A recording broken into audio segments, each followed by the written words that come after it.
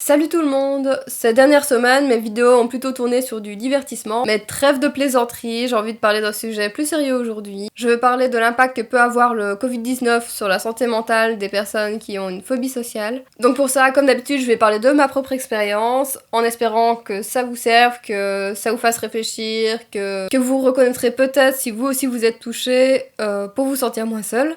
Donc voilà, maintenant ça va faire pas loin d'1 an que la pandémie a démarré. Même si les premiers confinements ont débuté en mars, en réalité il y avait déjà des cas de Covid fin de l'année dernière. Donc ça va faire pas loin d'1 an. Et je me rends compte à quel point le temps passe vite et à quel point on peut être impacté au fond de soi-même avant même de s'en rendre compte. Donc pour ceux qui arrivent par hasard et qui ne connaissent pas mon contenu, j'avais parlé de mutisme sélectif il y a des mois d'ici. C'est donc une forme de phobie sociale. Et oui, je vais mieux, et oui, je m'en sors, et oui, j'arrive à parler à du monde, mais il n'empêche que c'est toujours difficile pour moi d'aller vers les autres, de communiquer, de...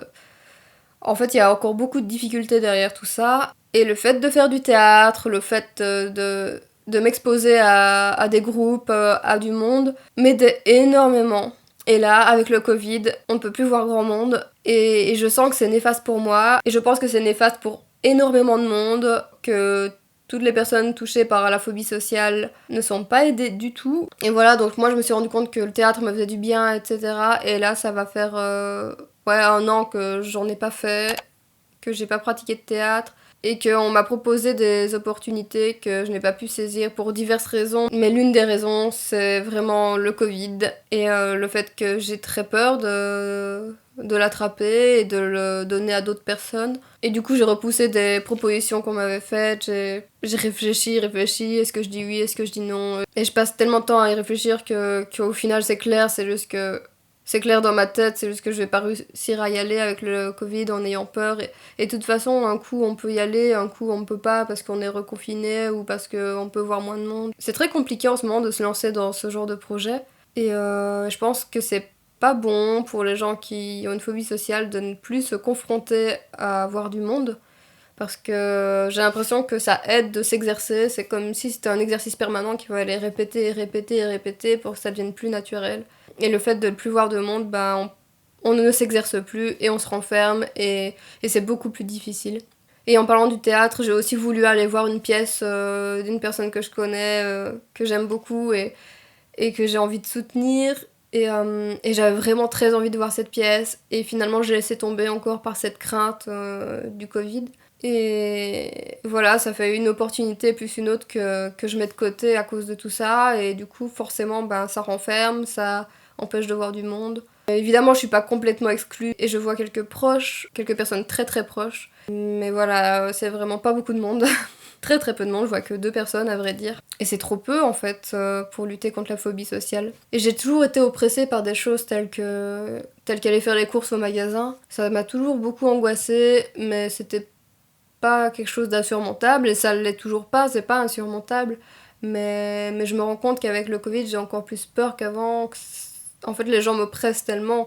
Je suis au magasin et je me sens comme si je sentais toute une tension autour de moi et dans tout mon corps et ma gorge qui se resserre et enfin vraiment beaucoup de stress en moi, même si c'est pas insurmontable, même si je peux faire ces choses-là, je trouve que ça rend les choses encore plus néfastes qu'elles l'étaient déjà. Et je pense que cette situation angoisse vraiment beaucoup beaucoup de monde. En tout cas toutes les personnes qui prennent conscience de la gravité, de ce que c'est. Et j'avais discuté aussi avec une jeune femme qui est mutique aussi et qui m'avait aussi dit que elle a ses cours et que elle fait la moitié de ses cours à domicile et du coup elle voit aussi moins de monde et elle trouvait aussi que c'était néfaste pour elle.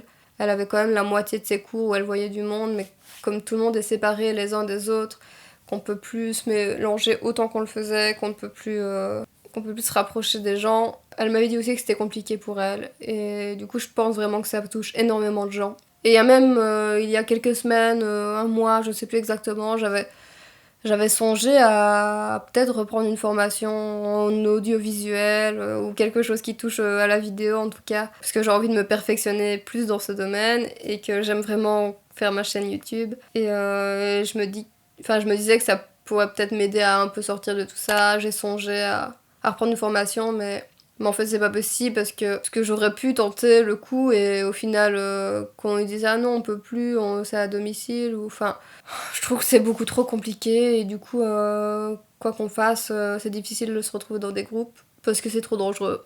Je pense aussi que ça peut mettre un frein à beaucoup de monde pour avancer dans la vie, pour donc trouver un boulot, des formations ou quoi que ce soit. Bref, se construire une vie, tout simplement.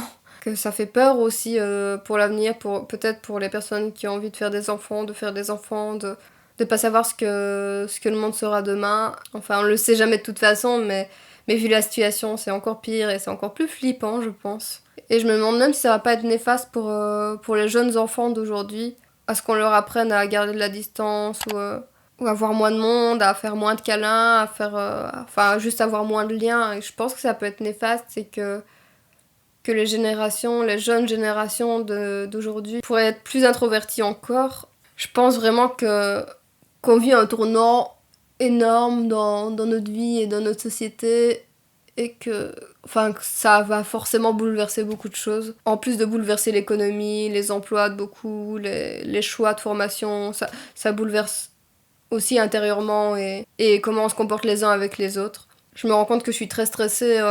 Enfin, maintenant, je sors toujours avec un masque quand je promène mon chien. Quand je me promène dans mon quartier et que je sais que je vais croiser des gens, je mets un masque et j'ai toujours peur quand je vois que les gens ils mettent pas de masque et qu'on doit se croiser. En fait, ça me fait flipper. Les gens me font flipper. Et ça accentue forcément ma phobie sociale. Et ça me saoule parce que j'avais l'impression d'aller de mieux en mieux et que j'allais pouvoir faire tout ce que je veux de ma vie et que j'allais enfin, je sais pas. Enfin voilà, c'est comme ça, c'est bête. Et voilà, je suis quand même contente d'avoir YouTube et de pouvoir m'exprimer quand même au monde de cette façon, du coup. Même si c'est pas pareil que d'être dans des groupes et que de voir du monde vraiment, j'ai quand même l'impression de donner quelque chose au monde, d'une certaine manière. Et voilà, si vous aussi vous êtes touché par une phobie sociale ou que le Covid vous fait vraiment peur, donnez-moi vos expériences en commentaire, je vous répondrai, je vous lirai en tout cas, c'est certain. Et n'hésitez pas à échanger les uns avec les autres, je pense que c'est bien d'en parler. Et oui, je vous publie pas mal de contenu divertissant parce que je pense que c'est aussi très important de se changer les idées et ne pas rester focalisé là-dessus et ne pas penser qu'à ça.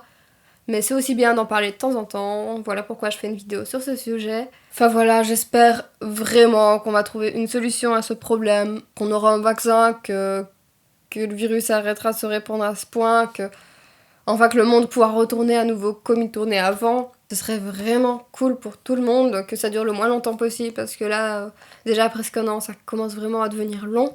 C'est long pour tout le monde, je pense. On en a marre. Et par pitié, essayez de faire attention les uns aux autres. Ne pensez pas qu'à vous, pensez que vous pouvez contaminer quelqu'un, que vous pouvez être porteur sain, porteur sans le savoir et contaminer d'autres personnes. Il y a eu au moins une personne contaminée dans ma famille. Heureusement, elle va bien. Mais voilà, personne n'est à l'abri, quoi. Et voilà, à part tout ça, j'espère que vous n'êtes pas seul, pas trop seul. Même si on peut voir assez peu de monde, j'espère que vous avez quand même une ou deux personnes de contact assez proches pour pouvoir en discuter ou pour pouvoir vivre la vie de tous les jours tout simplement et pas être trop isolé parce que c'est pas bon l'isolement, c'est bon pour personne. Et je vous souhaite bon courage à tous et à toutes. On va tenir bon, on va y arriver, j'espère vraiment qu'on arrivera au bout de ce truc et qu'on va pas vivre toute notre vie avec ça, j'espère. Au secours. Enfin bref, il faut qu'on tienne bon. N'hésitez pas encore une fois à partager en commentaire. Et je vous fais tout plein de bisous. Et je vous dis à vendredi prochain à 17h pour une nouvelle vidéo. Salut!